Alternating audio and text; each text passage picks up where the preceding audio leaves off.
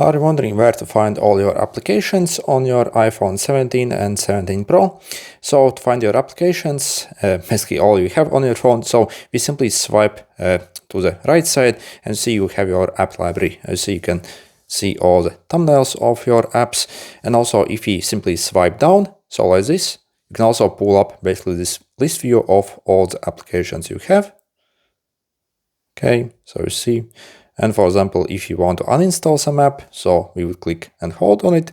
So you see, delete app, and basically that app uninstalls.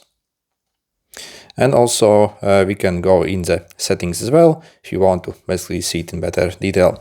So in the settings, open up your general settings here, iPhone storage, and so you can also see all the apps over here.